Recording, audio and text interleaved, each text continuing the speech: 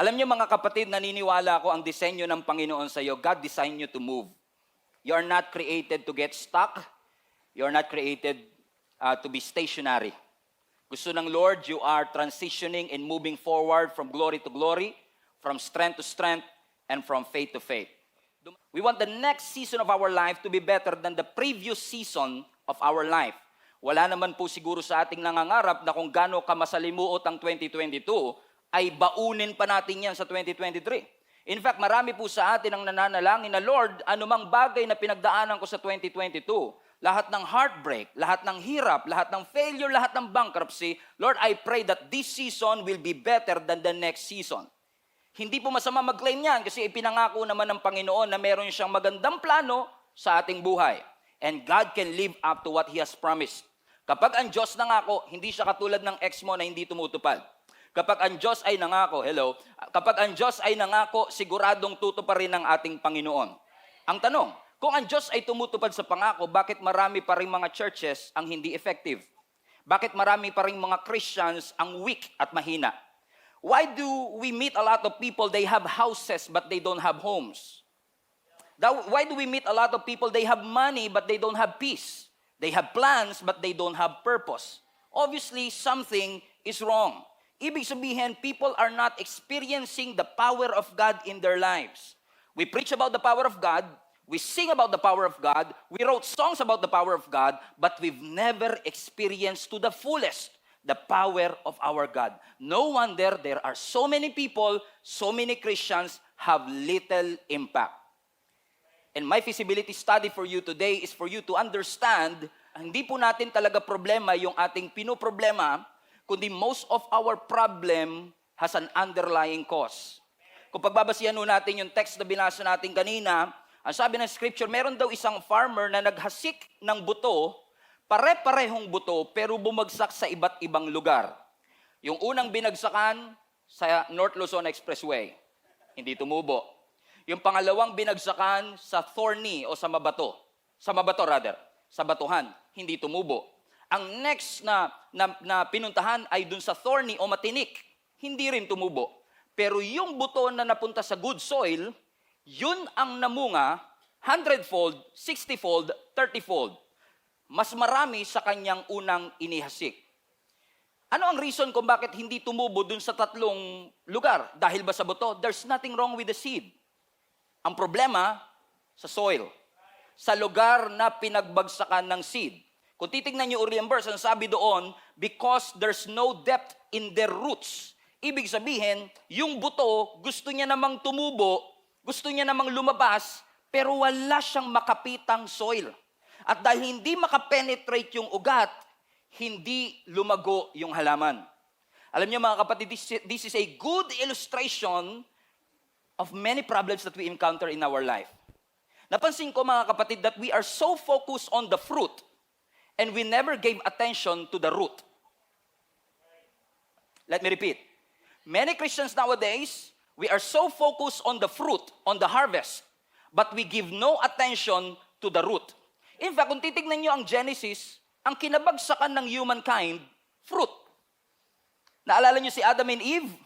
Ang sabi ng scripture, when they saw that the fruit was good, they ate it. Ayaw nyo ko pansinin, ha? When they saw that the fruit was good, good for the eyes, but it doesn't mean it's good for the soul. It looks good, it tastes good, it smells good, but it doesn't mean it's good for your soul. Dahil nakafocus sa fruit, nakafocus sa bunga, hindi napagyan ng pagtuunan yung root. This is a picture of many problems that we encounter nowadays. Most of your problem is not a fruit problem, it's actually a root problem. Because if the root is compromised, the fruit will be jeopardized. Let me repeat. If the root is compromised, the fruit will be jeopardized. Kung titignan nyo naman ang Bible, mga kapatid, dalawa lang naman po ang pagpipilian ng tao kung saan niya gustong kumampi. Ang sabi ng scripture, saan nyo ba gusto? Sa blessed life o sa cursed life? Sa abundance or sa barrenness? Sa sin or sa righteousness? May advantage kapag pinili mo ang tama, may disadvantage kapag pinili mo ang mali. Ang sabi ng scripture sa Proverbs chapter 12 verse 3, sin cannot offer security. Ibig sabihin, kung pipiliin mo yung maling side, walang security kapag pinili mo ang mali. Amen. Thank you. Amen, Pastor. Preach it. Hallelujah. Amen. Sin cannot offer security, but if you live right, you will be secure as a tree with deep roots. Meaning, kung may mali sa bunga, check the roots. I-check mo ang ugat, kapatid. What am I saying? Kung may mali sa mga buhay natin, hindi ko sinasabing laging ganito ang sitwasyon. This is maybe not an absolute truth. But if there's something wrong with your life, imbis na maghanap tayo ng masisisi, let us check the root. I-check mo yung values mo, work ethics mo, behavior mo, habits mo, convictions mo, because those are root systems of your life. Kasi kahit na gaano kataas ang pangarap natin, kung may mali sa values natin, walang mangyayari. Let me rephrase. Kahit na gaano kataas ang gusto mong marating, your attitude will determine your altitude. Yung skyscraper is an illustration of what really God wants for your life to be. Kahit anong floor na ho ang meron ka sa buhay mo, there's always another level for your life. Gaano ka man ka-successful, there's always another level for your life. At ang destiny na inilaan at pinagbayaran ni Kristo para sa iyo, kapatid, is skyscraper, hindi bonsai. Don't settle for less. Pero ang tanong, pag nagtatayo ka ng mataas na building, hindi ako engineer, dapat malalim din ang pundasyon na iyong itinatayo. If you want to grow higher, you have to dig deeper. You want to grow up, you have to grow down. Lahat tayo madaling mangarap ng skyscraper. Lahat ng dreams, skyscraper. Pero walang gustong magbigay ng atensyon to check our roots. To build the right foundation. Gusto ng building, tamad maghukay. Ang first stage of building buildings, I believe, na pinaka-importante is for us to dig deeper. And when you dig, watch this, when you dig with a growth mindset. Pag nagpatayo ka ng bahay, ini-imagine mo na kagad kung gaano kataas yung bahay na gusto mo. 3rd floor, 4th floor, at yung lalim ng hukay mo nakadepende sa taas ng building na gusto mo. Mali ba yung sinasabi ko? O tama? Tama. Amen? Amen. So ibig sabihin, naguhukay ka pa lang, meron ka ng perspective kung ano gusto mo mangyari. So kung ikaw, kapatid, ay merong growth mindset, you will not just dig. You will dig deeper. Kung meron kang winner mentality, you will not just dig. You will dig deeper. Knowing na ang plano ng Panginoon sa iyo ay hindi lang pangkawayan, kundi pang skyscraper. At kung skyscraper ang plano ng Panginoon, kailangan mas malalim yung hukay natin. At pag naguhukay ka, may pala ka kunwari, naguhukay ka, amen, you are actually digging by definition, is actually turning the soil over. By definition, pag naguhukay ka, binabaliktad mo lang yung soil. Bakit, Pastor? Because you are creating room for the plant to grow. Kaya ka naguhukay. Actually, by definition, when you dig, you are making the soil light enough para magbigay ng room dun sa halaman na mag-grow. Naintindihan niyo po ba yung sinasabi ko, mga kapatid? Napakahalaga ho kasi ng soil sa agriculture. Kanina, engineer ka, Pastor. Ngayon, farmer ka naman. Grabe, daming alam ni Pastor. Kasi, diba, kung ang digging ay important sa pagtatayo ng building, naniniwala ako, mga kapatid, na ang soil din ay importante sa growth mo. Bakit? Ang soil ho kasi ang nagbibigay ng nutrients sa halaman. Ang soil din ang kinakapitan ng ugat ng halaman. So ang question, kamusta yung soil na nasa paligid mo? Alam niyo kung bakit minsan kailangang idig? Kasi may mga soil na hindi okay. Kailangan yung soil maging mataba. Kaya nga mga kapatid, minsan nagtataka ka, determined ka naman, masipag ka naman, but because you are surrounded with bad company, you're not growing. You should check the soil. Sabihin nyo nga po sa katabi nyo, check the soil. Sa soil kasi sa agriculture, ang sabi to ng survey 95% of our food depends on soil ecosystem. Think about it. 95% depends on soil ecosystem. So ibig sabihin mga kapatid, kailangan hindi lang mabuti at maayos ang buto, dapat ang soil mabuti rin. Amen? We have to dig deeper. We have to check the soil kasi yung seed na nilagay ng Lord sa'yo, yung skills na binigay ng Lord sa'yo, yung talent na ipinagkaloob ng Lord sa'yo, yung gift, anointing na binigay ng Lord sa'yo, may potential. Huwag mong hayaang kainin ng maling friends. Sama niyo na rin yung kumpanya. I was supposed to. Amen? Ang iyong skills and talent, you will not grow on the wrong soil. Do you understand mga kapatid? Dig. May potential ka. So let's just continue to cast that seed. Alam niyo mga kapatid, what you are doing right now, listening to the Word of God, is beneficial for your eternity and for your soul. Because you are allowing the Word of God, yung seed ng Word of God, na mag-plant sa iyong puso. Ang tanong, yung soil ba is good?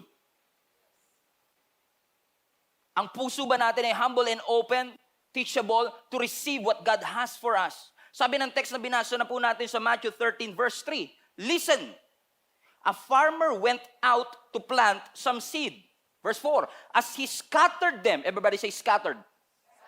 Scatter. Ang scatter ho kasi is, sa unang panahon, sabi po ng mga nabasa ko mga kapatid is that, nung unang panahon, when farmers are sowing, they usually use their hands. No? Yung buto, ini-scatter nila gamit yung kanilang kamay. So ganun yung nangyari sa Matthew 13. May isang farmer na naghasik ng buto, iba-iba ang kanyang binagsakan because you are literally casting the seed. In fact, ang Old English term dito ay broadcast. Ano sa TV and media, we call it broadcast because you are actually casting it on a broader place. Just like what we're doing right now. We are streaming this service live online nanggaling sa isang lokasyon, but the seed ay nakakast sa iba't ibang panig ng mundo. So sometimes walang problema sa seed. Minsan may problema sa tumatanggap ng seed. Etong Pastor Stephen na to, lagi akong pinapatamaan nito. Or, tinatama ako ng Lord ngayon. What kind of seed, what kind of soil are you? What kind of heart you have sa araw na ito? Because yung seed na yan, may potential. Yung personality, yung gift, yung talent na ipinagkaloob sa iyo ng Lord, may potential. At hayaan mo na ma-maximize natin yung anumang bagay na ipinagkaloob ng Panginoon sa atin, anumang resources na ipinagkatiwala ng Diyos sa atin, ay masiguro natin na ma-maximize natin at yung potential natin bilang mga anak ng Diyos ay ma-maximize to the fullest. Kasi lahat ng mga seed, napansinin nyo, lahat ng mga achievements natin galing sa seed, sa idea. Yung business na naitayo mo galing sa dream. In fact, even our biological life galing sa seed. So yung seed may potential. So ibig sabihin, there's nothing wrong with the seed, pero minsan nagtataka tayo kung bakit hindi nagiging epektibo ang ating buhay. We have this what we call harvest problems. And usually, mga harvest problems natin are usually caused by a seed problem. Usually caused by a soil problem. If you don't like the fruit, you should check the root. Kung hindi natin gusto ang bunga, kailangan i-check natin yung ugat. Minsan madali tayong maghusga, madali nating ma-minimize yung achievement ng iba. Kasi nakafocus lang tayo sa harvest nila. Sa achievement nila. Nakapanalangin na rin po ko niyan. Lord, gusto ko mag-harvest. Ano mang pinangako mo sa akin, makuha ko sa aking buhay. Eh minsan pag nakakita tayo ng building na malaki, kunwari sa BGC, o kaya sa Makati, sabihin natin, oh, what a beautiful building. Pag nakakita tayo ng isang talented na person, sabihin natin sa kanya, wow, galing naman yan. Parang ang dali-dali lang sa kanya. Parang naturally gifted siya. Parang naturally anointed, naturally blessed, naturally talented. Most of the time, hindi sila naturally talented. Hindi mo lang nakita yung digging process. Hindi mo lang nakita yung grinding process. Hindi mo lang nakita yung planting process kasi nakatingin ka kagad sa harvest. Kasi tamad tayong mag-plant, gusto natin mag-harvest. Huwag mong i-shortcut ang harvest kung nasa digging stage ka pa lang, kapatid. Minsan sasabihin ng Lord sa'yo, keep digging, eliminate those unwanted amen, na mga elements sa iyong soil. Sometimes God will ask you to leave some friends. or decline some opportunities. Why? Because God wants you to grow in your God-given destiny. Do you agree, mga kapatid? Amen? So keep digging. Kasi kung tamad na tayo sa digging, I assure you, tatamarin ka pa rin kahit sa harvest. Pastor? Yun nga yung pinapanalangin natin, di ba? Na magkaroon tayo ng harvest. Minsan, di ba, pag nasa digging process tayo, pag tayo ay nag-uukay pa lang, nagbibuild pa lang ng foundation, inaayos pa lang ang values natin, nagsisimula pa lang tayo dun sa business natin. Kapag nagsisimula ka pa lang, minsan dinidespise mo yung small beginnings, correct? Kasi ayaw natin ng effort, ayaw natin ng work. Gusto natin shortcut kagad at magkaroon ng harvest. What if I tell you, mga kapatid, na yung conflict na pinagdadaanan mo may not be the hardest part of your journey? What if I tell you na kung mahirap ang planting, minsan mas mahirap yung harvest? Think about it. Di ba tayo may idea tayo na kapag harvest, lahat ng tinanim ko noon, aanihin ko na ngayon. Kaya maraming tao at mga nagtatrabaho ngayon, Pastor, ang pangarap ko makapag-retire as early as possible. Ano ang unang pumapasok sa isip nyo kapag retirement? Nasa dagat kayo, may mango juice, tsaka may mango juice na may payong. Correct? Yun yung idea natin ng retirement. Yung araw-araw nakahiga ka lang, sinusubuan ka ng grapes, pinapaypayan ka. Yun yung idea natin ng retirement. Kaya excited na excited ka sa harvest. Kaya ikaw grinding. You're killing yourself to death.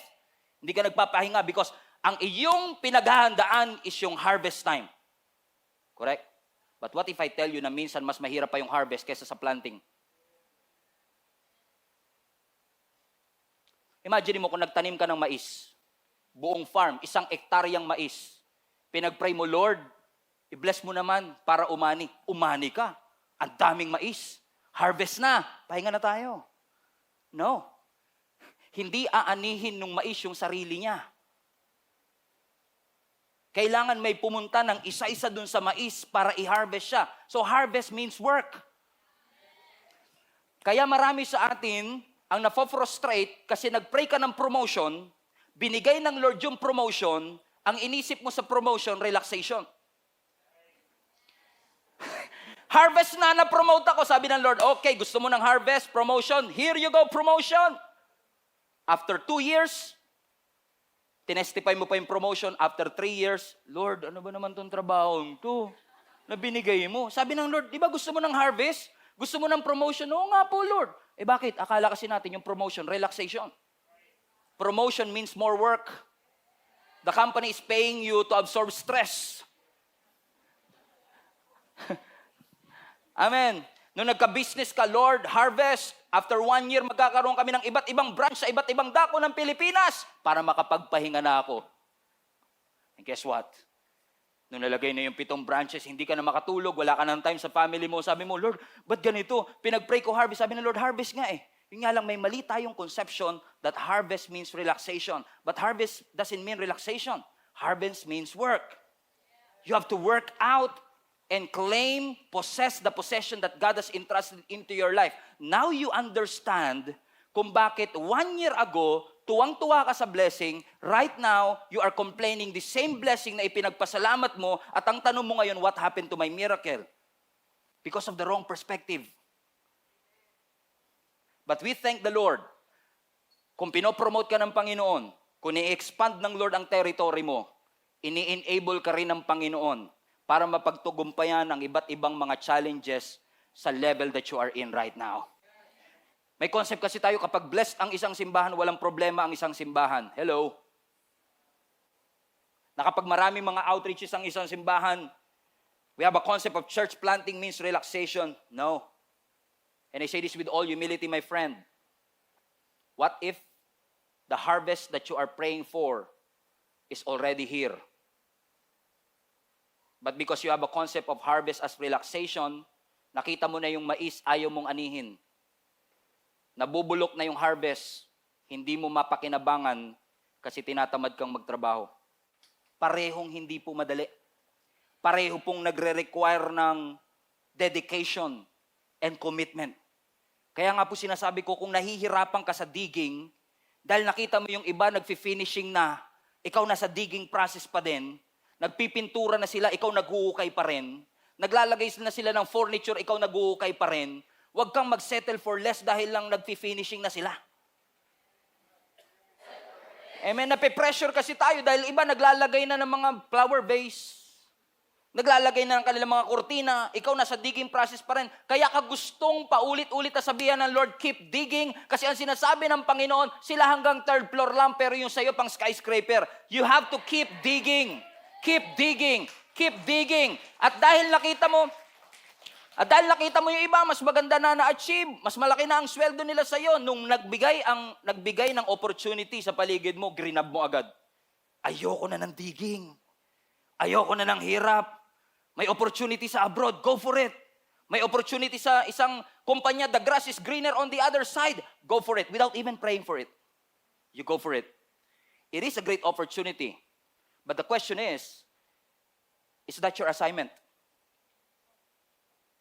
Kasi kahit gaano kaganda ang opportunity, kung di yan ang assignment ng Lord sa iyo, don't do it. Don't do it. Hindi lahat ng opportunity blessing. Yung iba patibong.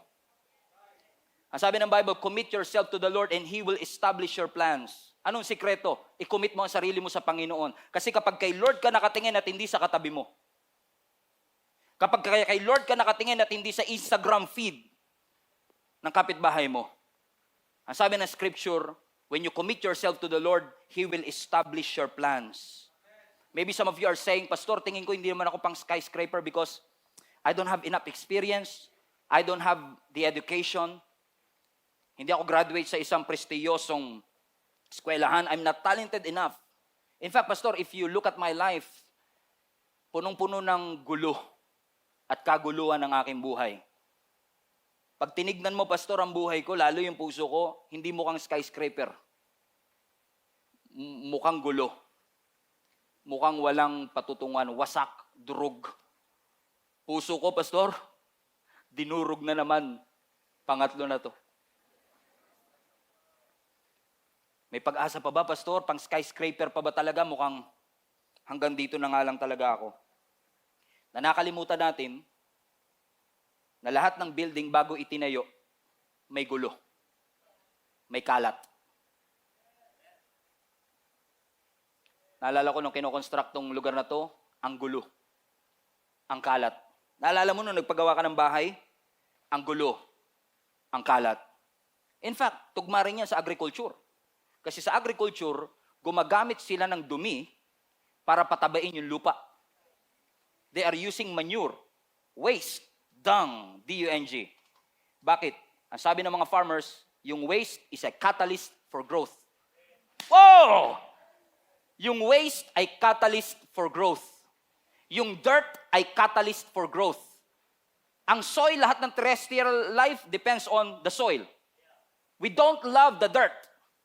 Kasi mabaho ang dirt. Ayaw natin ng construction phase ng digging process madumi.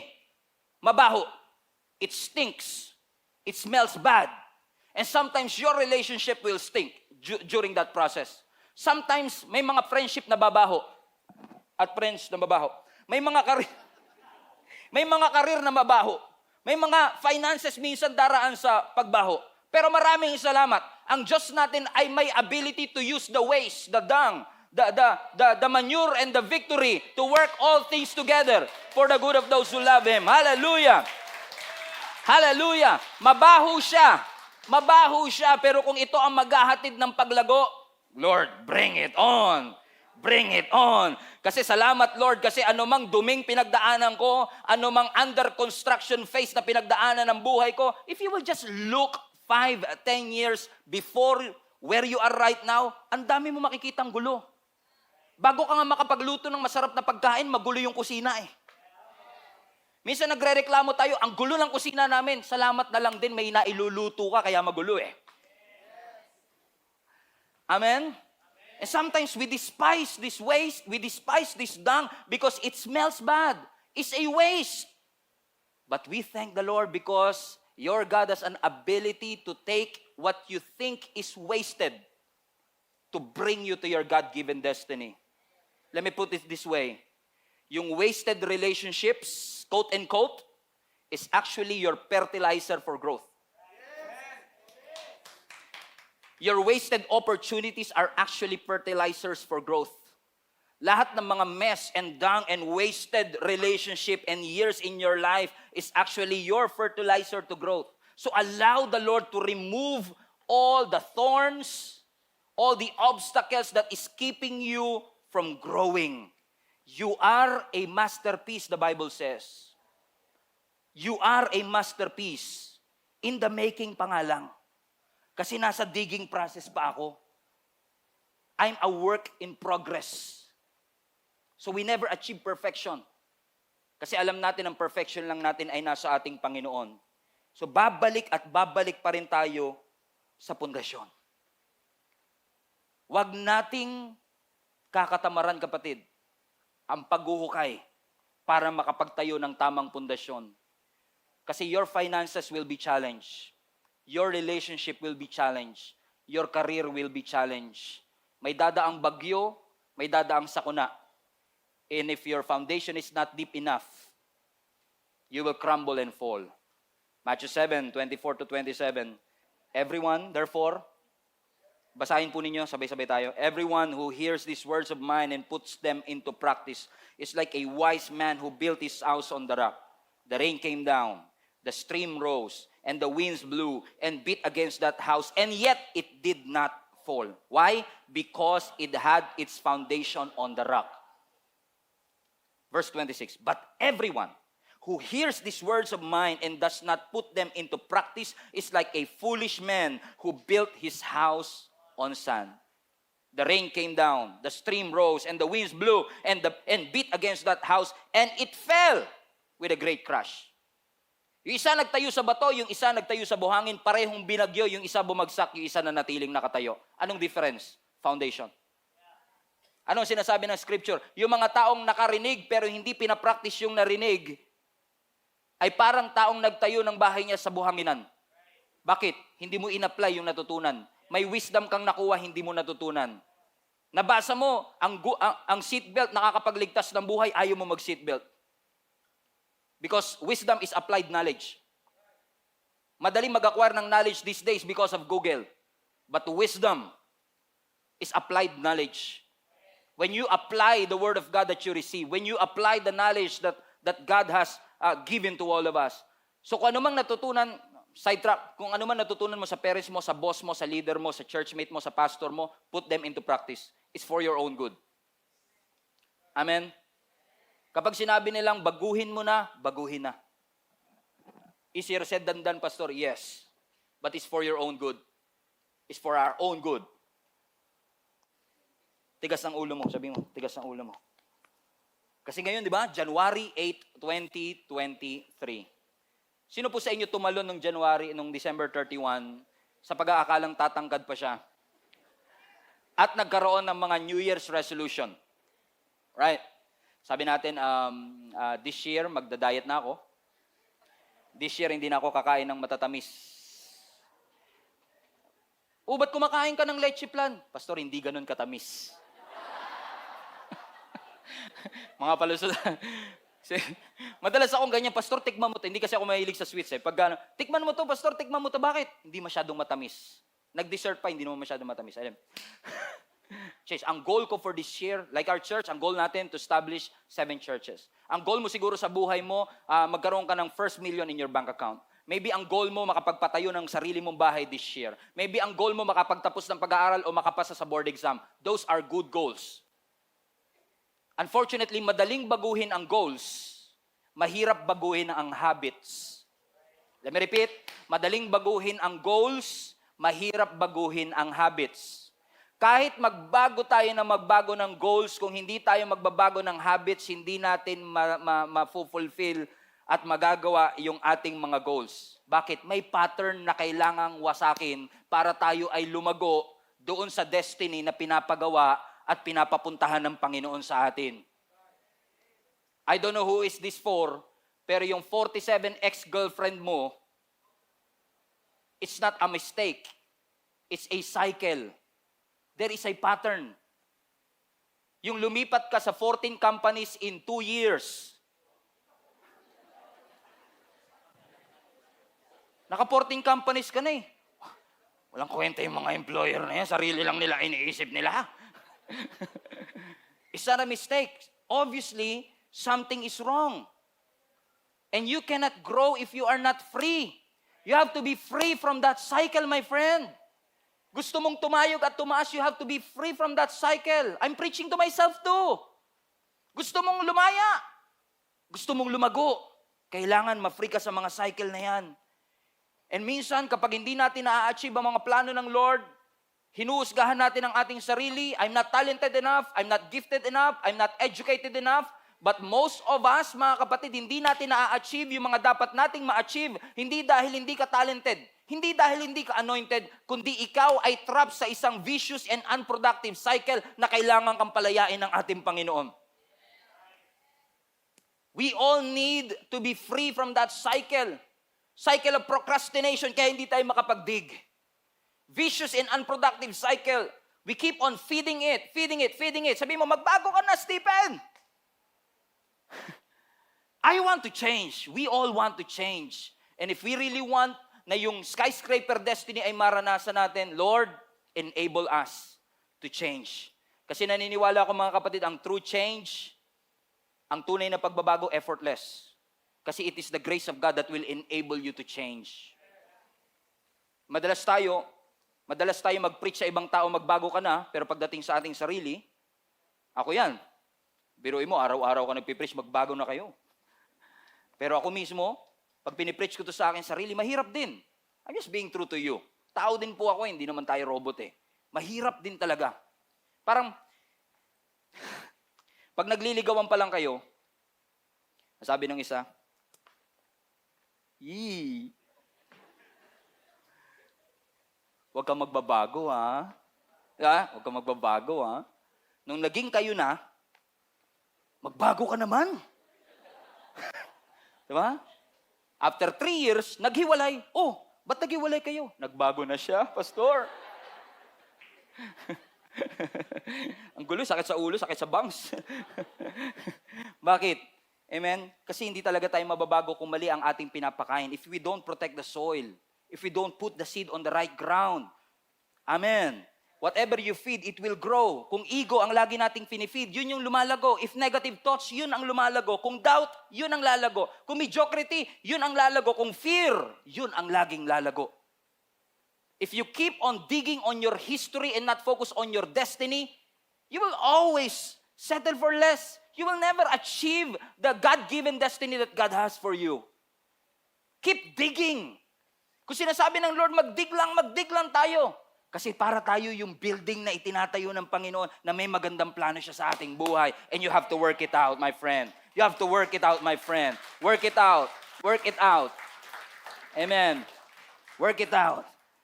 Sino sa inyo nangangarap na makapagpatayo ng sarili niyong bahay one day? Okay. Kahit magpa-deliver tayo dito ng semento, ng buhangin, lagyan natin ng tubig, hollow blocks, pala, construction materials. Sabay-sabay nating tignan for 10 years. Magiging building ba siya? Hindi. Hindi yan magiging building pag tinignan mo lang. Evolution, pastor. Evolution. No. You have to work it out. The same thing with our destiny. Maganda ang plano ng Panginoon sa atin, skyscraper, but you have to start working it out. Verse 9, 1 Corinthians 3, I will close with this. For we are both God's workers. You are God's field. You are God's building. Because of God's grace to me, I have laid the foundation like an expert builder. Now others are building on it. But whoever is building on this foundation must be careful. Why? For no one can lay any foundation other than the one we already have. Sino? Jesus Christ. Sabihan nyo na ako ng corny, sabihan nyo na ako ng cheesy. Pero let me tell you this, global family, you have to go back to the basics. Huwag mong katamaran ng basics, kapatid. Sabihan mo na akong corny, dig deeper in God. Cheesy. Why? Because basics, essentials, napakahalaga nito para ma-achieve natin. Yung devotional time natin with the Lord, yung attending natin ng Sunday service every Sunday, reading the Word of God, praying to the Lord, worshiping His name, those are essential things that you have to watch out. To be rooted, maging malalim yung ugat natin so that we will fulfill our God-given destiny. Go back to basic. Kasi, if there's something wrong with us, let's say for example, lumapit ka sa isang doktor. Sabi mo, Dok, may problema po ako eh. Hindi po ako kumakain, hindi po ako natutulog, hindi po ako nag-e-exercise, ang sama po ng pakiramdam ko. Ano po kayang dapat kong gawin? What do you think ang i-advise ng doktor sa kanya? Pastor, Dok, ba't ganun? Ang sama ng pakiramdam ko. Hindi ako natutulog, hindi ako kumakain, hindi ako nag-e-exercise. Ano kaya sasuggest ng doktor sa kanya? Hindi ako doktor, no? Pero I think, ang sasabihin ng doktor siguro, siguro, try mo munang umuwi.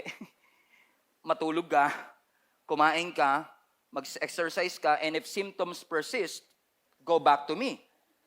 Correct? Ano yung sinasabi ng doktor? Go back to basics first. Baka mamaya, Pastor, Dok, hindi ako makatulog. Cancer ba to, Dok? Mahirap mag-assume at mag-conclude agad based on this because you have to go back to the basics first.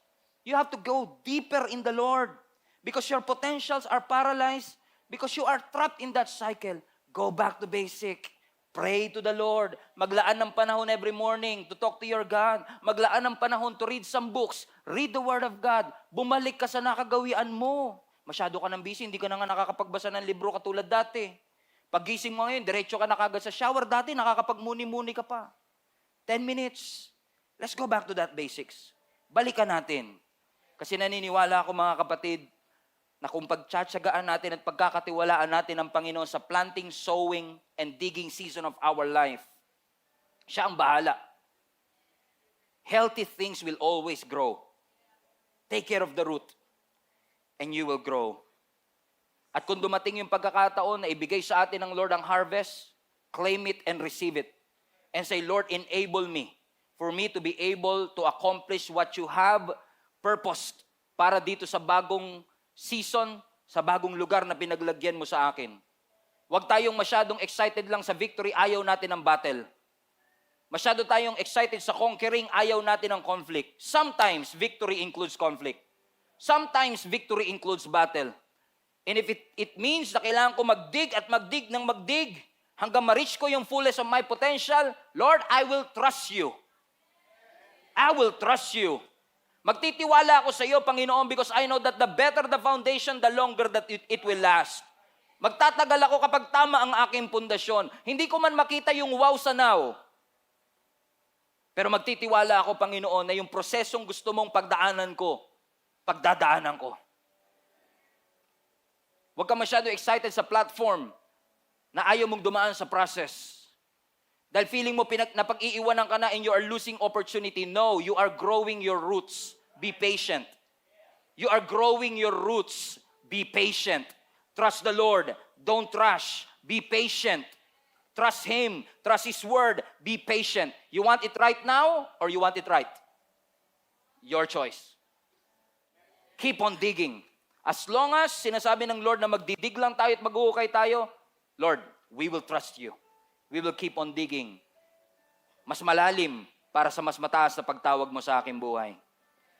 I don't know who is this for, but I can sense that some people here in person and those who are, maybe somebody who is joining us online, alam mong may mataas na pagtawag ang Panginoon sa iyo, but you are afraid to take that step out of your boat, out of your comfort zone. Kasi you are underestimating what you can do and what God has gifted you to do. But today, I believe God is talking to you. He's telling you, get out of your comfort zone. You can do more than that. Be who God wants you to be. And trust that whatever it is that God has designed and purposed for your life shall be accomplished. Keep on digging. Keep on digging. Roll up our sleeves And keep on digging. Keep on praying. Kahit hindi ko pa maramdaman ng sagot. Keep on reading. Keep on listening. Keep on forgiving. Keep on desiring to grow and mature. And I assure you, maririnig ng Panginoon ang ating panalangin. And He will bring you to your skyscraper destiny. Father, we thank you. Let's bow our heads.